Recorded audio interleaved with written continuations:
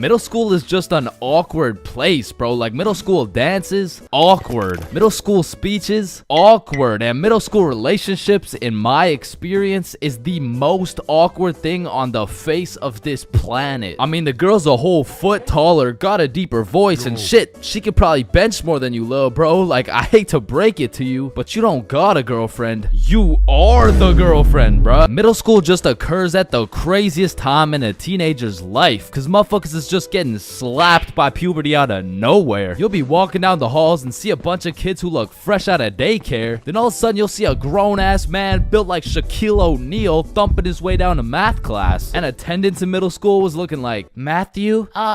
Here. George? Present. Daisy? Here. Owen? Dude's balls would be dropping halfway through presenting their speech, like, and this is specifically why dinosaurs went extinct. And in middle school, nobody had drip. Like, dudes would be showing up to school in a neon green t-shirt paired with some bright red shoes looking like a fucking traffic light, while their haircuts looking like their barber cut their shit with one hand, well blindfolded. But to be fair, everyone had a shitty haircut in middle school, bro. And if you think your cut wasn't that bad in middle school, chances are your shit's probably still ass to this day. And just to make things worse, the cherry on top is that everybody's got acne. There's just all these hormones flying around and these kids have no clue what to do with them, which is exactly why middle school beef is unmatched, bro. Motherfuckers will be throwing hands for no reason at all. And I don't know how, but somehow even the fights were awkward. It would be like, hey pal, I heard you sat beside my crush in class today. So what? You want to fight about it? I mean, like, if you wanted to. That, like, I'm not scared. Like, yeah, we can fight. Okay, let's freaking go, pussy. Fuck, I wasn't ready. Sorry, was that too soon? No shit, Sherlock. Okay, you can hit me back so we're even. But if two dudes were throwing hands and their crush is watching, they're about to fight to the death. But the thing is about middle school fights, I didn't know this was possible, but somehow both motherfuckers end up losing the fight. I remember one lunch at my middle school, a dude whipped out some boxing gloves for no reason at all, and all of a sudden we're running a whole fight club. Kids would be betting their lunch money on who's gonna win and shit, but we never laid down any ground rules. So one day, JJ hit Timmy with a spinning back fist and put his ass to sleep. And I'm hyped, because I just doubled my lunch money, but Mr. Principal didn't seem too hyped to see one of his students knocked out on the ground. So of course JJ gets in trouble because he's just that one kid who's always in trouble but never got expelled. Like, I could have swore dude was on his third strike 5 strikes ago. But man, middle school had some characters, bro. There was that one guy that would walk through the halls blasting music on his speaker, the kid who used to sit in his chair like this, the dude who hit puberty and midlife at the same time. Mr. Donaldson, can I get some help on the subtraction? Help on the subtraction? You look more like you need help on your taxes. No, subtraction's just hard for me. During recess, do you go check on the wife and kids? No, I just play on the monkey bars. Tell me, how do you manage to be in middle school and work a 9-to-5 job at the same time? The girl who thinks she's a horse, the emo kid, catch him in the back of the class with his hoodie tied up watching sad Bart Simpson edits, the kid who had to touch the top of the door frame before entering a room, girls who have to bring their Starbucks cup everywhere, the dude who's constantly emoting, and in order to find the answer, we can make a grid. Did someone say gritty? Right foot creep, ooh, walking with that heat. Of course, there's the kid who Naruto runs through the hallway, and then there's that weird ass kid who accidentally called his social studies teacher mom one time. It was probably an accident though. Fuck! And I have no idea why, but there's something about teaching middle school that had all these teachers going through a midlife crisis. I remember one day our science teacher was teaching us about rainbows. Does anyone know what a rainbow is? Yes, Jaden. Refraction of light through water droplets. Oh wow, that's right. How did you know that? Reddit. Oh, okay. Where did you read it? Reddit. Yeah, but where did you read it? Reddit. Jaden, I can't do this right now. Just tell me where you found this information. Reddit? God damn it, Jackson. You're the reason my children get their shit whooped every night. Now, I don't know what she had going on in her life, but the way she broke down talking about beating her children to a group of 12-year-olds really gave me the impression that she shouldn't be teaching middle schoolers, bro. And I don't know who was in charge of hiring these teachers, but I also had a deaf teacher, which, you know, is cool and all, but it did make it a little bit harder considering the fact that, you know, She was the fucking music teacher, not to mention the fact that she was also half blind. And I think the idea there was that she could somehow feel the vibrations of the guitar or something, which didn't seem to work too well considering the fact that I got a fucking A in music and I can't play the guitar for shit. But I guess I just like, I smelled good or something. I don't know. And I don't know about y'all's experiences, but I feel like kids were just mad touchy in middle school. Like, you'd be sitting in math class minding your own business, and for no reason at all, a motherfucker would tase you in the side of the ribs. And I remember when kids first learned about these pressure points, it was all fun and games. Someone would just poke you in the ribs like,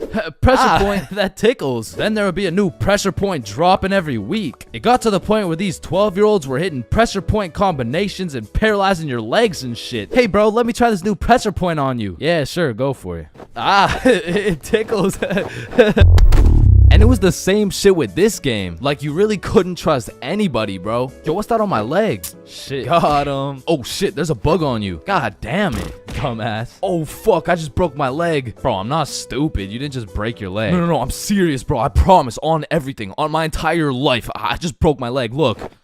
Bro, I remember I got punched so many times, my arm was on life support. It was about to fall off, like, And thinking back to middle school, there's just so many things that make me cringe, bro. But by far the cringiest of them all is the relationships, man. And believe it or not, I had my fair share of middle school relationships. I remember one day I was sitting in class and this girl came up to me and said, Chains, I have a crush on you. And that's really all it took to have a young Chains in love. Head over heels. We went to the movies together. We went to my house and watched movies. Well, we went to her house and we also watched movies. Now that I think about it, all we really did was watch movies. We didn't really talk that much. I mean, I didn't really have a way with my words at the age of 12. So, do you like movies? Yeah. Yeah, I like movies too. That's why we're here at the movie theater. I also like popcorn with the butter. It tastes like I like how it tastes. And one day we went to the mall and I took a good look at my girlfriend of 2 weeks and thought, man, I don't even know this girl. Like who are you? I remember we were inside Zoomies at the time and I said, hey Jessica, you're a great person and all, but I don't really think we're compatible like that. Maybe we should just break up. Which was probably the most words I've strung together during the entirety of our relationship. And she says with the straightest face, oh, okay. And then we proceeded to walk out of the mall and bus home together without saying a word. And I remember lying in my bed that night and thinking to myself, damn, I think I'm supposed to be sad right now. So I threw on my hoodie, tied it up, and watched some sad Bart Simpson edits.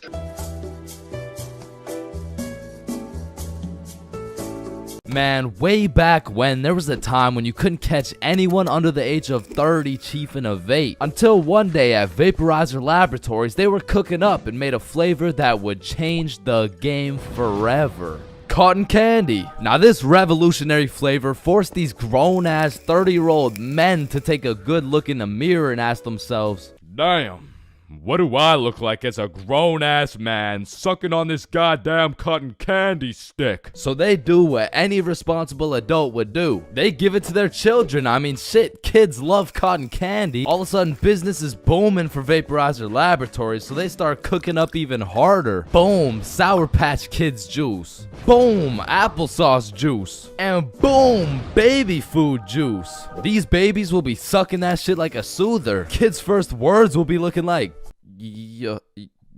Oh my god, honey, Jackson's gonna say his first words.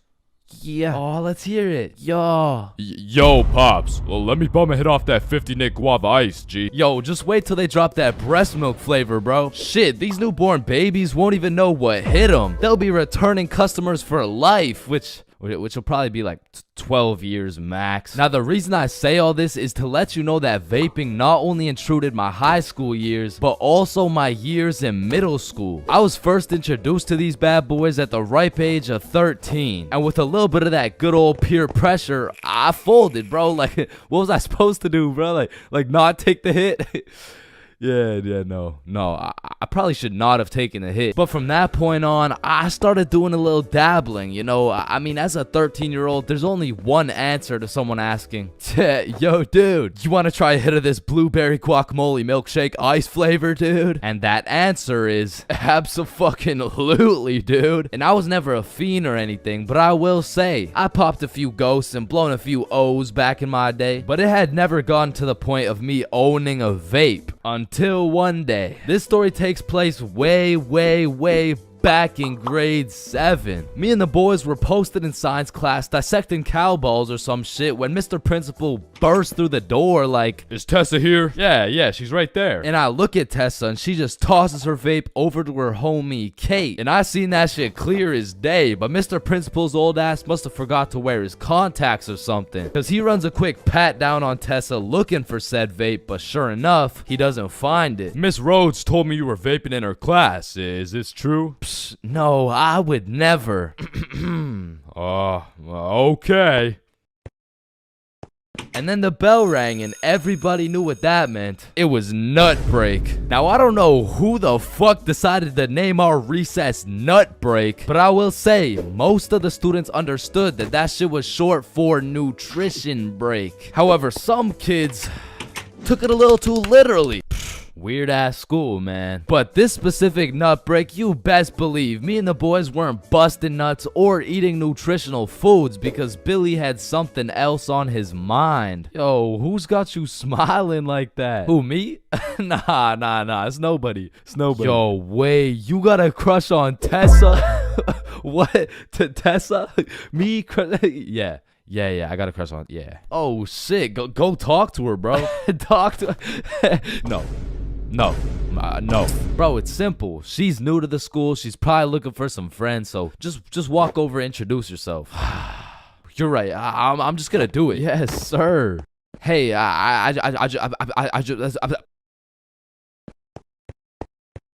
did I just sell that shit? Yup.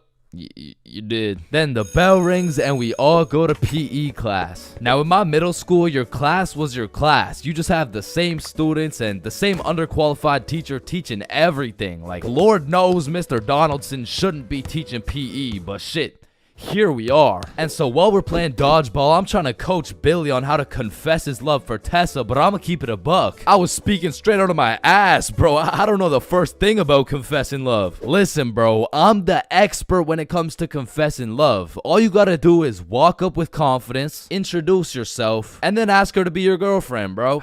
Okay, simple. Let's practice. Hey, Vanessa. My name's Billy, and do you want to be my girlfriend? Damn! And after the proper training, by the time lunch came around, Billy was prepared to do what had to be done. Alright, listen, bro. Whatever happens out there, me and Bob got your back. And remember, the worst she can say is no, bro. Alright, I'm ready. You got this. Hey, Vanessa. I'm Billy. I seen you in science class today, and you were looking very pretty. And do you want to be my girlfriend? Fuck no. She laughed, bro. She laughed in Billy's face. And he walks back to us with tears in his eyes. She laughed at me, bro. Well, at least you know what they say. What? If you can make her laugh and giggle, you can make the cheeks clap and Not jiggle. right now, bro. You're right. Too soon. Needless to say, that brother Billy went home that night, listened to Juice WRLD, and cried himself to sleep. Shit, the next day, Billy didn't even say a word, but I could hear Lucid Dreams on full blast in those earbuds. Man, it's a tough sight to see. Next thing I know, Mr. Principal bursts in the class talking about, "Alright, Tessa, in my office right now." Now, I don't know why she was in trouble, but whatever she was accused of, she's guilty, bro. And she's also guilty on 1/3 degree count of breaking my man's heart. And as I'm busy praying on Tessa's downfall, I get a little tap on my shoulder like, "Psst, take this. Mr. Principal's looking for it and he's not gonna check you." Whose is it? It's Tessa's. Don't worry, it's safe with me. And it was safe with me, cause that shit was now mine. The only way she could get it back is if she repaired my boy Billy's heart, and that just wasn't happening. And soon enough, Tessa comes back from Mr. Principal's office and she didn't say a word. We had nut break, nothing. We went to PE, nothing. And then we went to math class. And as I was chilling in math class, calculating the square root of pi and shit, I get a tap on my shoulder again. Psst, Tessa wants her vape back. Vape? What vape? The one I handed you this morning, you know, it was purple. Oh, that vape. Oh, yeah, no, I threw that shit in the bushes. So she reports back to the person who gave her the vape, and she reports back to the person who gave her the vape, etc., etc., until Tessa finds out, and she looks pissed. So she whispers to her friend, who whispers to her friend, etc., etc. What bush did you throw it in? Oh, the one out back. And to put it in perspective, the bush out back was fucking massive. It was this huge conglomerate of straight prickle bushes, and so pretty much her vape was gone, bro. And I went to sleep that night with a smile on my face, knowing I not only saved Tessa's lungs, but also Billy's heart. The next day I went to class, sat down with the boys as always, but something was different. Tessa and her homies were nowhere to be seen. I shrug it off and continue to make some groundbreaking studies in science class until I hear Billy like, bro, no fucking way. So I turn around to not only see Tessa and her friends waist high in prickle bushes looking for this vape, but I also see Mr. Principal forcing them to do it. Now this was truly a beautiful sight to see revenge play out this perfectly. Like Billy was sitting at the window the entire class watching him do a whole search party for this vape that was posted in my pocket. And just when I thought Billy couldn't get happier, the next day Tessa and her friends had to present a PowerPoint to the entire school on why vaping is bad. Vaping is bad because when the vape enters your lungs, well, it's not good for your lungs. Man, karma is real, because not only did Tessa understand how it felt to be laughed at, but the next day my friend came up to me like, can I use that vape for the day? And I wasn't using that shit, so I said, yeah, sure. And at the end of the day, you'll never guess what she told me, bro. Yo, you still got the vape? No, I threw it in the bush out back.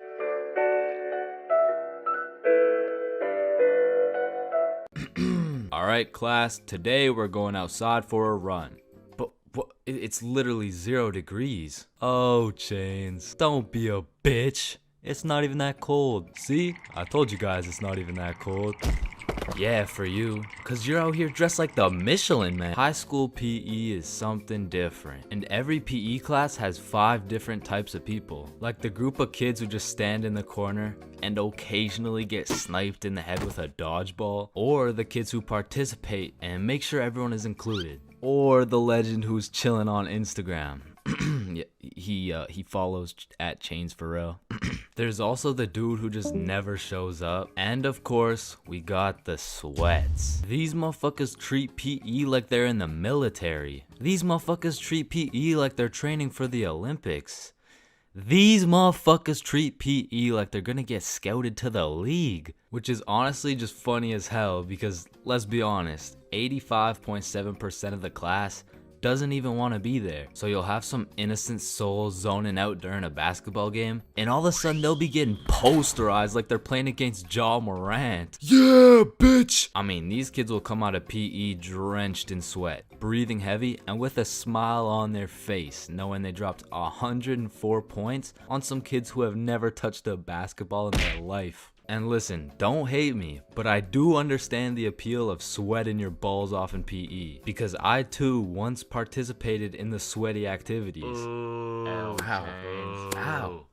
I know, but there's just something so exhilarating about hearing the snapping of an unsuspecting freshman's ankles. But as I matured, I realized there was only one thing better than shitting on random students, and that was shitting on sweats. I became the anti-sweat. I would act like an innocent soul waiting to get posterized, but when the sweat would come in trying to end my career with a windmill dunk, I stuffed that boy like a Thanksgiving turkey.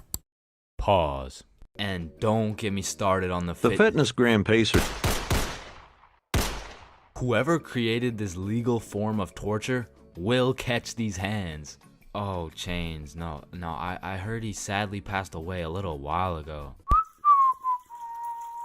You could be having a good day and you pull up to PE like, hey bro, you know what we're doing today? I'm not sure, but I think we're playing soccer. No, it can't be. Alright class, today we will be doing the beep test. Fuck.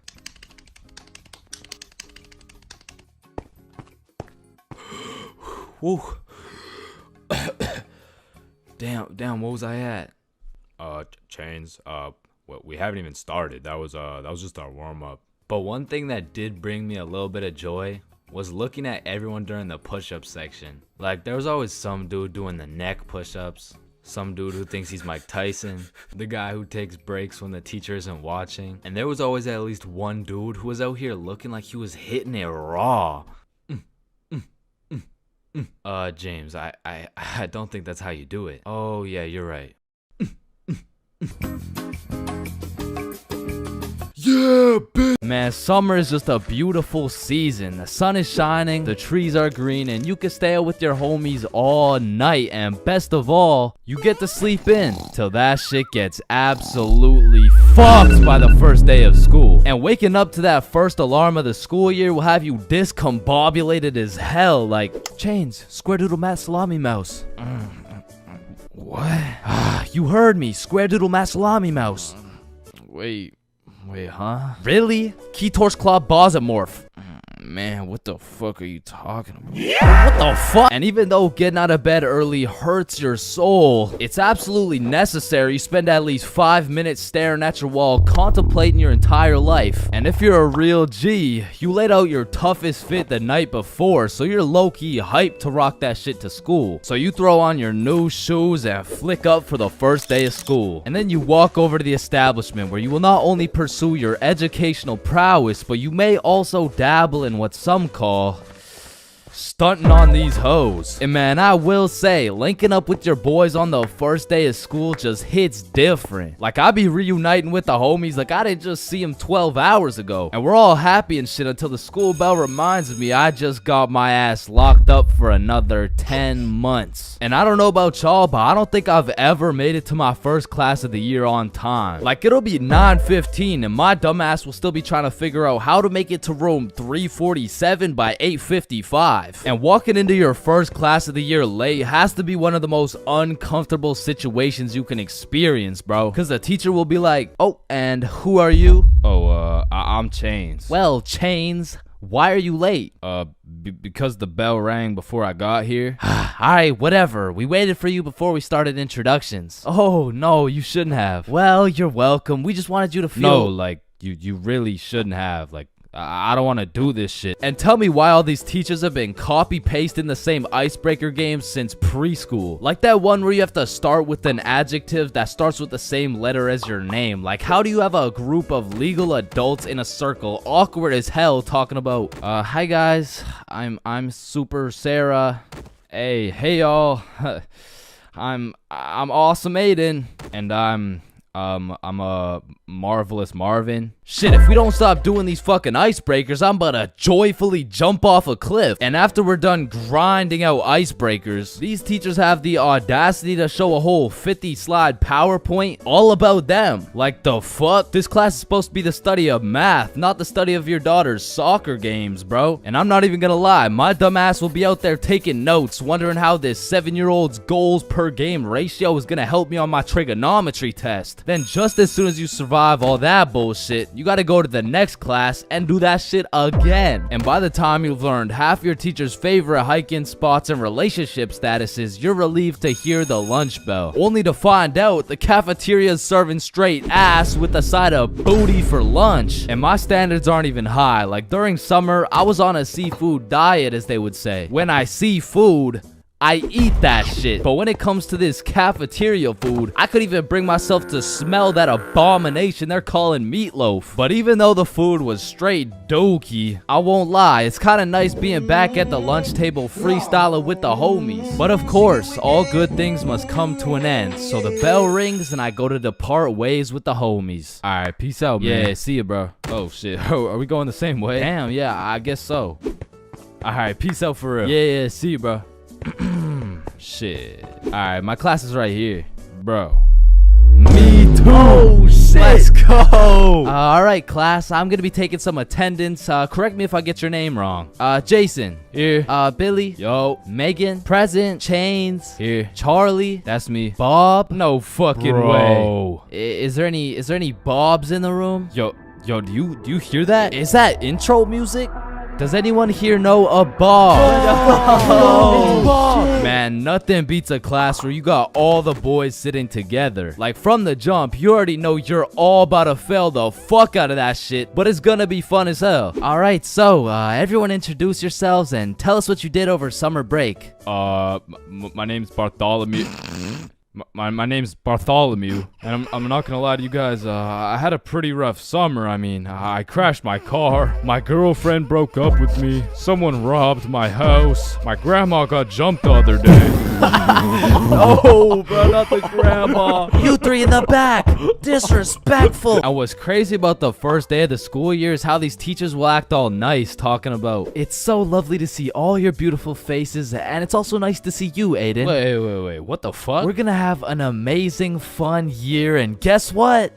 There's no homework today. Knowing damn well they're about to make up for it with twice as much homework tomorrow. Like, they'll for real be handing out kindergarten-ass coloring sheets the first day, and then tomorrow you're getting your ass whooped by some calculus worksheets. And I didn't even talk about the motherfuckers you'll be seeing in the halls on the first day. Like, I don't know what these dudes be going through in those 2 months, but motherfuckers be going from Arthur Kennedy to AK real fast, bro. Oh shit, is that you, Arthur? Whoa, G, don't be dropping the government name like that.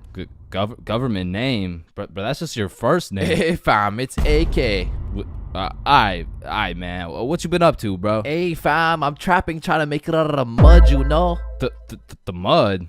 You live in a gated community. Oh shit, that's the ops right there, fam. Get down. The ops? That's just fucking Edward. Or the way these new freshmen be walking like they're scared a senior's gonna slap the books out of their hands and take their Fortnite V-Bucks gift card. Like, bro, you freshmen are worried about the wrong V-card. Like, I don't know why, but the day these kids go from sophomore to seniors, they instantly decide to pull an EDP. Like, bro, you're 18 and she's fresh out of middle school. That's a whole crime. But that's not the only crime motherfuckers be committing on the first day of school. Some dudes be pulling up to school with the most atrocious fits known to man. Like, there's no fucking way you laid out this ramen noodle chicken soup ass fit the night before, slept on it, then woke up and thought, oh yeah, the hoes are gonna love this one. Like, I'm not gonna lie, you could never catch me wearing the types of fit these motherfuckers be wearing, bro. Like, that shit should have never made it out the closet. Like, I don't condone bullying,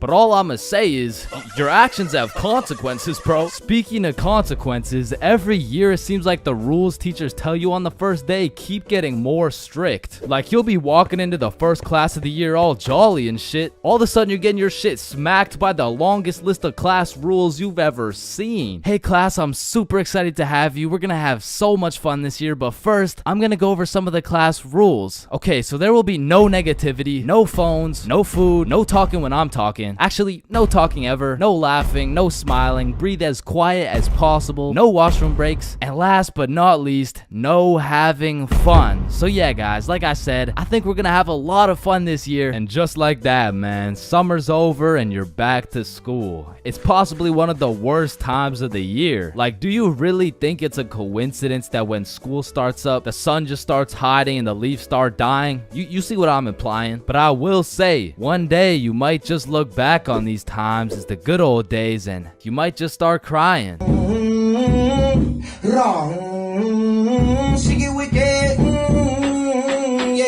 Halloween is the spookiest time of the year. Everywhere you look, it's vampires, killer clowns, old dudes in white vans trying to steal some children, which are all very scary things, especially killer clowns. But none of these spooky things scare me more than my worst fear. fear. Going to jail, dropping the soap, and getting my booty snatched up. Now that's some real spooky shit right there. And I know some people are gonna be thinking, oh, that's just a myth, it's a stereotype. Nobody actually gets their booty snatched up for dropping some soap. But when it comes to my booty, I don't want to fuck around, and I sure as hell don't want to find out. But everyone knows drinking can heavily influence your judgment, and on one specific day, my judgment was affected and I found myself fucking around. And everyone knows what the chart depicts. The more you fuck around, the more you find out. This story takes place in grade 10. It was a crisp Halloween night. The houses were decorated, the leaves had fallen, and the jackos were lanterned. And as me and Billy walked down to the homie Bob's crib, we could pretty much smell that Halloween spirit. And when we knocked on Bob's door, we were surprised the homie Bob didn't open the door. It was Bob the Builder. Dude was fully suited up from head to toe. And when me and Billy seen that, we already knew we needed some costumes. So we go to Bob's closet and come out absolutely dripping into Mario and Luigi costumes, mustache and everything. But now that we undeniably had that shit on, we still had yet to find something to do. But lucky for us, the night was still young, so we got to brainstorming. Alright, it's Halloween, bro. We gotta do something. Yeah, let's go find a party. Bet, let me check where they're at.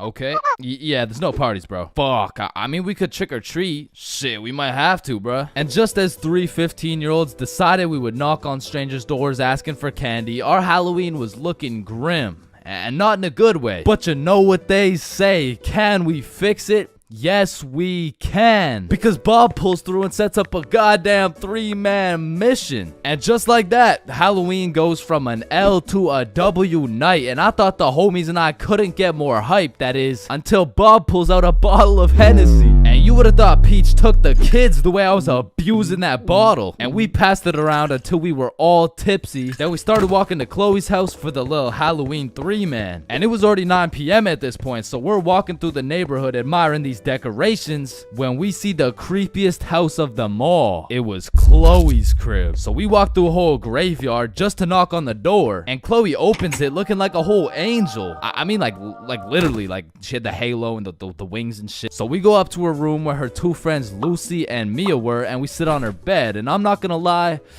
it was a little awkward, bro. I was sitting there with my Mario fit, my little mustache, like, so, Chloe, why'd you choose to be an angel? I don't know. I just liked it. Why'd you choose to be Mario? Shit, you know, Mamma Mia, am I right?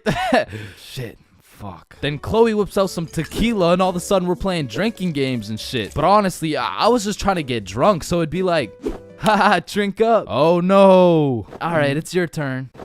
Wait, you're supposed to get it in my cup. What the fuck? And after purposely selling multiple games of tequila pong, I was feeling what some would call completely and utterly drunk as fuck. And next thing I know, we're playing spin the bottle. And I was up, so I spin the bottle and it spins and spins and lands on Chloe. And in my head, I'm thinking, and just as Mario's about to get some peaches, we hear the door open downstairs and Chloe's like, oh shit, my parents are home, hide. So me and the homies run into her closet with a bottle of tequila and we can hear her dad come into the room. Hey, what's going on up here? Oh, you know, we're just watching scary movies. Alright, I'll be downstairs watching TV. Let me know if you need anything. Thanks, Dad. And once her dad went downstairs, we all came out of the we exited the closet and Chloe said, you guys gotta sneak out through the front door. Just be super quiet. And so we creep down the stairs and peek around the corner, and Chloe's parents are right there with a clear sight of the door. So we know what we have to do. We take a shot for good measure and then run to the door. And my drunk ass couldn't even figure out how to unlock this fucking door. Hey, who is that?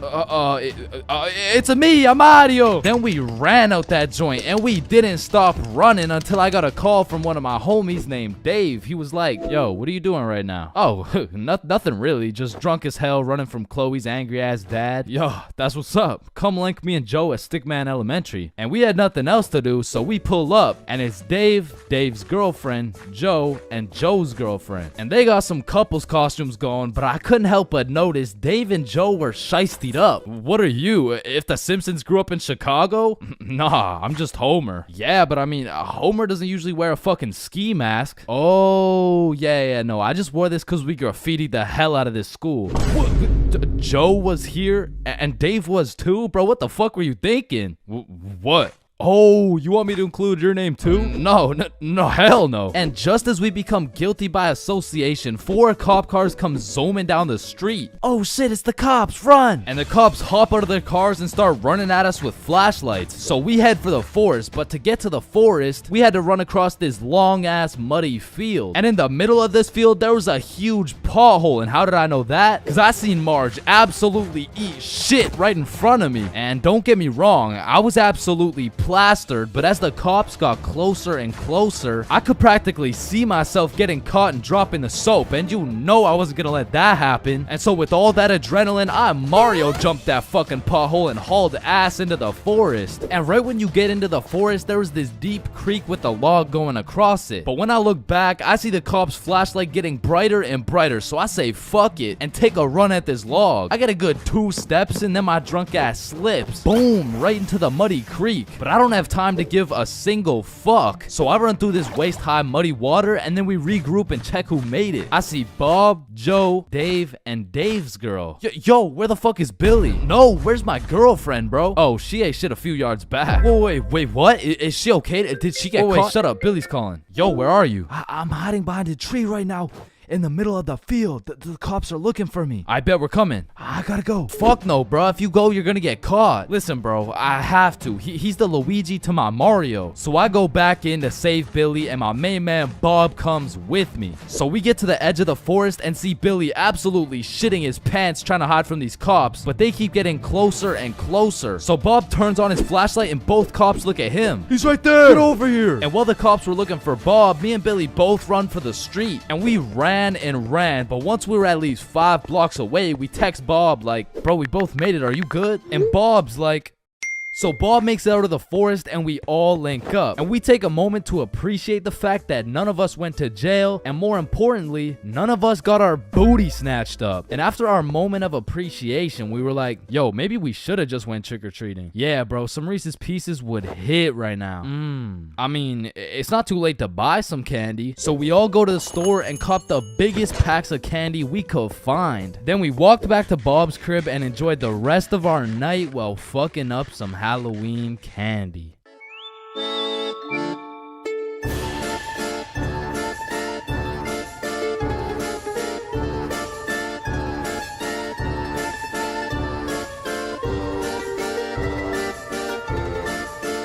Man, there's a lot of questionable places on Earth, like the Bermuda Triangle or Area 51 or even this place.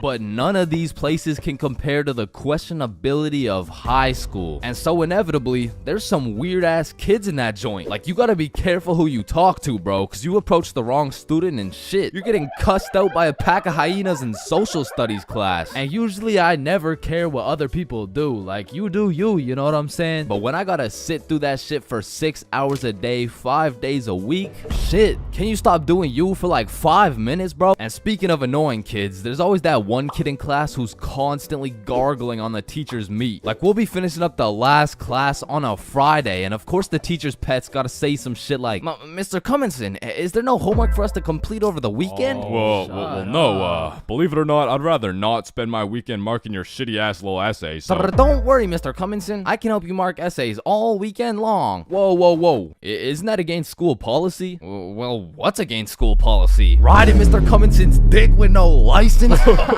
Hey, you're not allowed to swear. And of course, the class clown. And man, I really just gotta commend him for his work. Like, it's not an easy job being the class clown. Dude throughout his entire GPA, future, and probably got his shit whooped on multiple occasions just to keep the class entertained. Like, I'll be rotting in English class, about to fall asleep, until the class clown starts cooking the teacher for no apparent reason. And next we're looking at adjectives. Does anyone have any good examples? Yeah, Jason. Bald as shit. Oh, well, no, that's actually 3 words. No, I wasn't even using an example. You're just so goddamn bald, it's distracting. Hey, you know what they say? The more hair I lose, the more head I get. Stop the cat.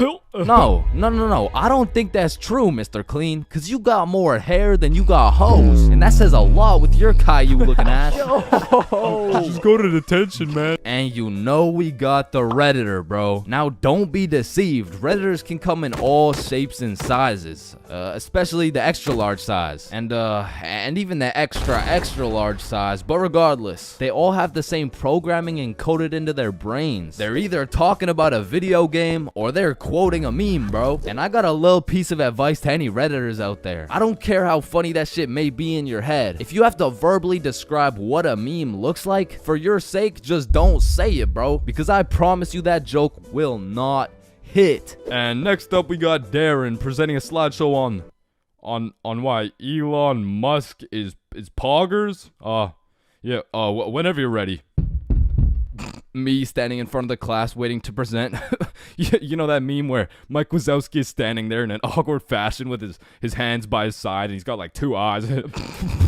Now, there really is levels to being a Redditor. And don't get me wrong, they're not all that bad, but the ones that got that I paused my game to be here tea paired up with the beard belly neck beard combo, that shit is lethal. And if you press E to interact with one of these bad boys, you'll get stuck in an endless time loop hearing about Among Us memes and hentai. Now, the band kids are like the Redditor's second cousin. Like it's all the same shit, but bro just knows how to play a tuba. Now, on the opposite side of the spectrum, we got the dudes who touch grass. The athletes. Now, I feel like these dudes got a bad reputation when it comes to the jock stereotypes from the movies, because the ratio of athletes shoving nerds in lockers is probably like 1 in 75, and the one was most likely just having a bad day. Speaking of bad days, getting shoved in a locker really has a way of ruining your day, and you really gotta feel bad for the nerds who have to endure this type of harassment every single day. Well, actually, it's only every other Tuesday after their football practice. Yeah, but you shouldn't have to be shoved in a locker at all.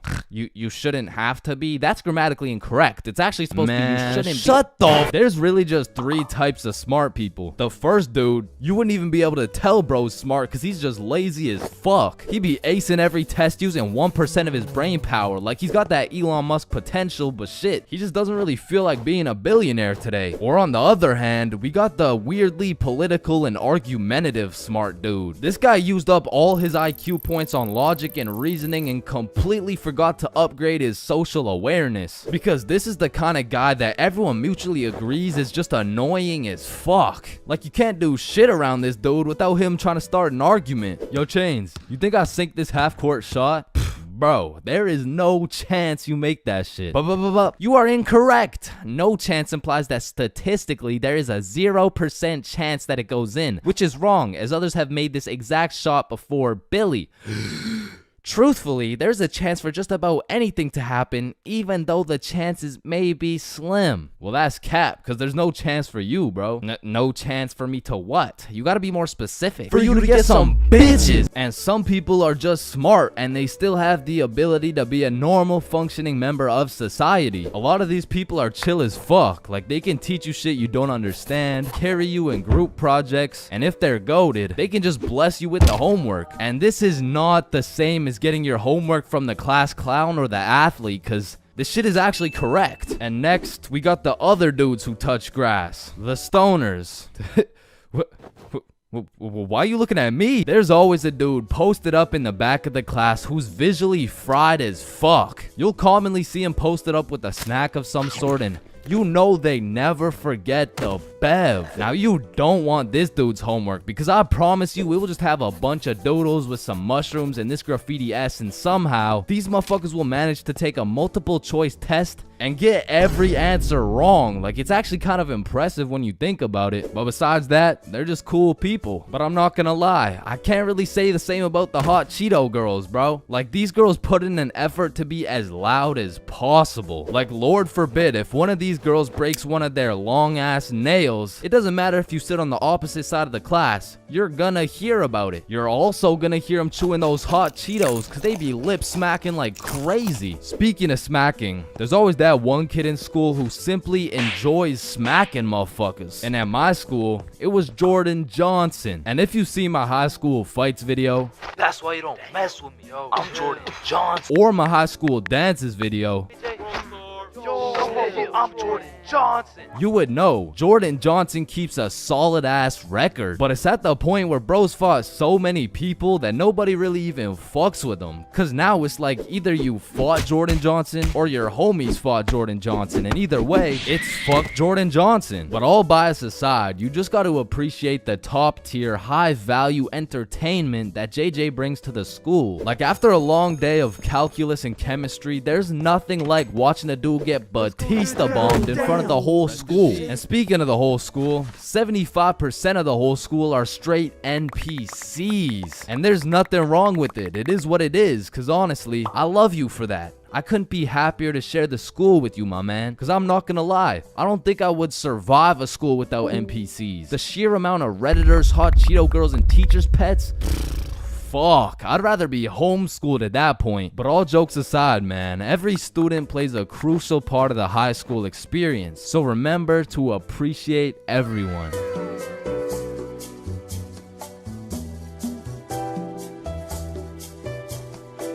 Man, the very moment my stickman lips graze the tip of that sweet, sweet Zaza, it's wraps for all the food in the fridge. And as soon as that THC tickles my brain, it's GG's. The food in my closet is already consumed, bruh. And shit, when I run out of food in the crib, I give my condolences to the local McDonald's workers. Cause man, I'm about to have those motherfuckers working overtime. Now listen, man, shout out to all my big homies out there, but I'ma make it clear real quick that I am not one of y'all. In fact, I make sure that I am precisely 64 pixels wide at all times. However, I will say mentally and in my heart, I am a little bit of an EDP 445. wait, no. I like food. What I was trying to say is that I like food, and usually I can resist food, but once that devil's lettuce gets a hold of my brain, I become a certified fat ass. I'm talking 750 pixels wide at least. I'm eating anything in sight, and as soon as I run out of food, I go to a new site and eat everything in sight again. And honestly, this shit is becoming a problem, bro. No shit, buddy, your arteries are clogging. Yeah. And your blood pressure is through the roof. Yeah, that too. And you're developing type 7 diabetes. Whoa, type 7? I thought there was only 2 types. There was, until your fat ass decided to eat 87 ice cream sandwiches. How the fuck do you stomach 87 ice cream sandwiches? Anyways, man, the munchies are lit, bro, because it's the only time you can truly taste each individual atom as it hits your tongue. Like eating some good food while high is like a meditation, bro. Like when you're zooted munching on some Doritos and you start closing your eyes, shit, you might just fuck around and become the Dorito. Now, this happens to me on a routinely basis, and as heavenly as that experience is, I must warn you, when you come out of your Dorito coma, you will be at least 5 bags deep in that motherfucker, and your hands may never be the same. Man, I'm still trying to recover to this day. Yeah, my Doritos still taste like fingers, bro. And if staining my fingers orange and developing a new type of diabetes sounds bad, my munchies addiction gets worse, bro. Because when you combine the zooted desire for food with the distorted judgment of the baked brain, shit, that's the perfect equation to put me into crippling debt. Especially back in the day, because as a youngin', the only thing I was cooking was my brain cells, bruh. So that meant I had to buy food. And to put it into simpleton terms, well, I was broke as shit. I remember one hot sunny day, me and the boys were chilling at a carnival with some of our other boys, and one of those boys whips out his dap pen. And so of course everyone flocks around that dude and chiefs the fuck out of his dap pen, and 15 minutes later, that shit hit. But you know what hit even harder?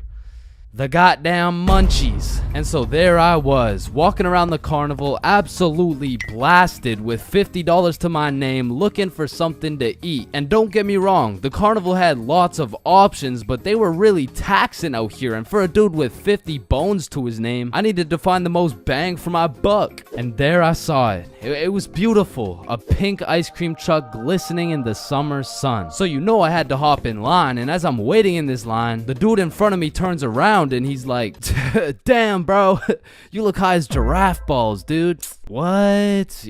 Me? Nah, what? Me? No. Hey, don't worry, dude. I am too. Oh, shit. So me and my newfound homie are just chopping it up, talking about how sensational this ice cream is, about to be in soon enough, it was the homie's turn to order. Yo, dude, let me borrow one of those cookie dough ice cream cones. Alrighty, here you go. That'll be 12 bucks. $12, bro. That's like half my net worth. Trust me, it's worth it, dude.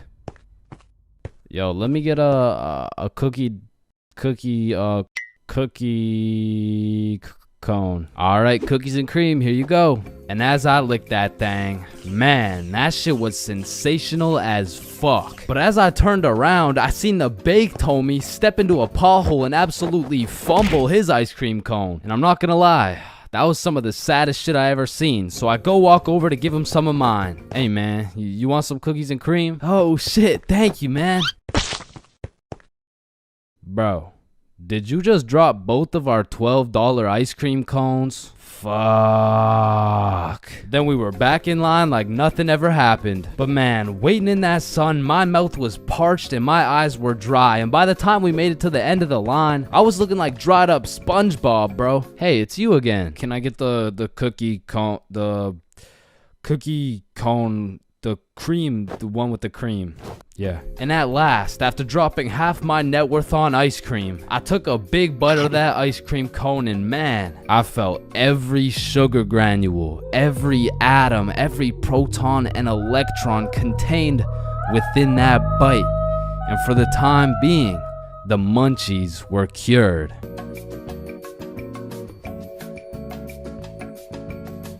As a broke stick man like myself, I spent my fair share of time on the bus. And if you spend a long enough time on the bus, you will see some weird ass shit. I mean, I remember my first time getting on the bus by myself. I was feeling strong and independent. Next thing I know, a crackhead sits down beside me talking about yabba dabba doo. The world is ending and you're gonna die a painful and lonely death, buddy.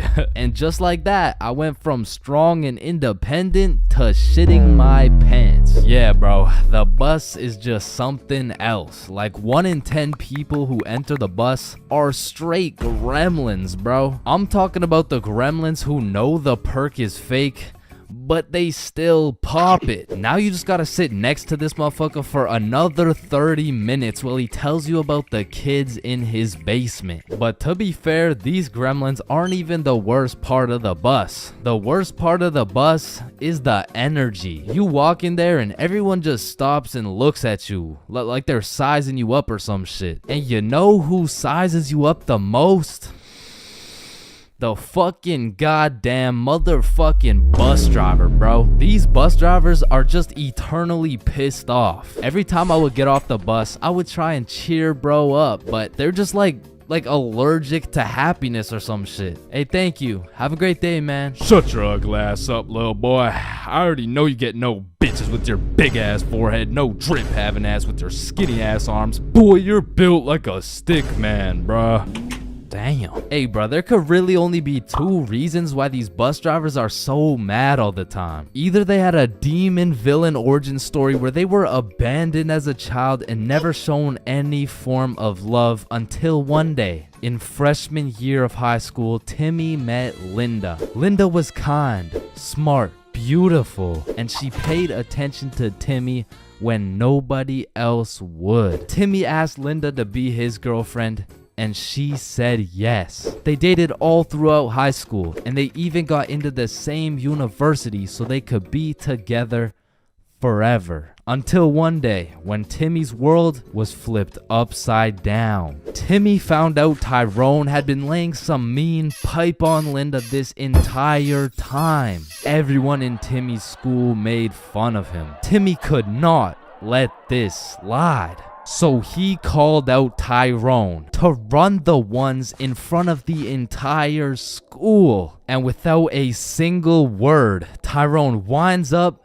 and hits Timmy with the meanest left hook any stickman had ever seen, leaving Timmy slept, out cold, unconscious, in front of his classmates, his teachers, and even in front of Linda. Cause shit, if that happened to me, I'd be just as mad as Timmy over here. Now, realistically, the only other reason these drivers are so constantly mad would be because the driver's seat secretly has a stick built in. You see, this would explain why the driver constantly has a stick up his ass. I mean, shit, you really can't even blame him for being mad. But still, I'm gonna blame them, cause I know these motherfuckers get pleasure whenever they see me running at full speed trying to make it to the bus stop in time, cause they start stepping on the gas. Dumbass. To be honest, there's nothing that leaves you more defeated than when you're sprinting to a bus stop, then that shit just cruises on by and everyone on the bus is laughing at you. Damn, honestly at that point, I just give up and go home. But it hits a little bit different when that bus is your only way home. And it was the last bus. Cause it's 2 a.m. And now you gotta bunk up with the gremlins on the side of the street. All because that goddamn bus driver had a stick up his ass.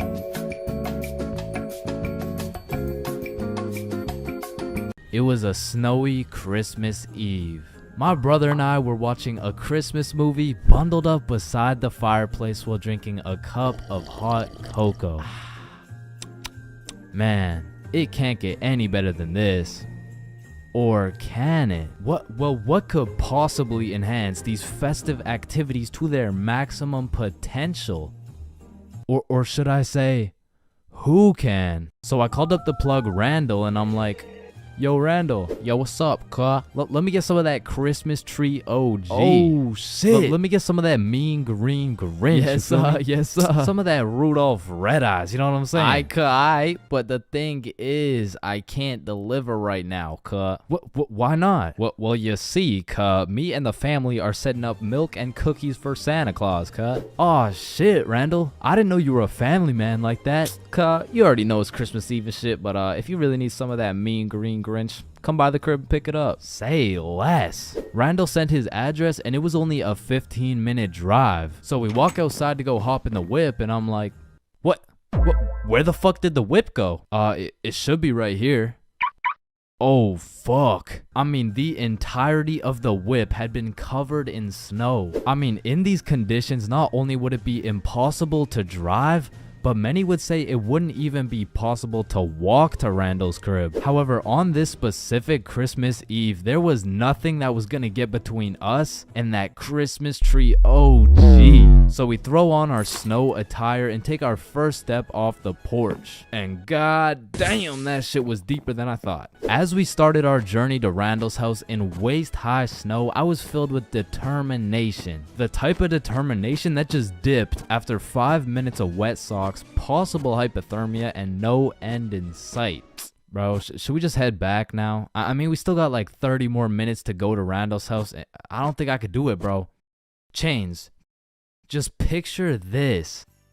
Mariah Carey is playing in the background. Your nose is filled with the sweet scent of freshly baked cookies while we get baked as fuck and drink as much eggnog as we want. Shit, you're right. We can't stop now. So we walked and walked in what seemed to be like endless amounts of snow. But then a brightness slowly revealed itself through the snowfall. A beautifully decorated house with reindeer on the roof and Santa Claus in the chimney. We had made it. We made it to the boy Randall's crib. Randall invites us inside, and out of the Christmas spirit, the homie Randall sessions us up for the free ski. And at last, I got a taste of that Rudolph Red Eyes Kush, and in that moment, it was all worth it. So me, Randall, and my brother smoke up for a while, but then my brother realizes, oh shit, it's already 11 p.m. We gotta make it back for Christmas. Damn, you're right. Wait. Before you just go, cut, take some for the road. Thank you, bro. So we begin our journey back home, except this time something was different. We were zooted as fuck.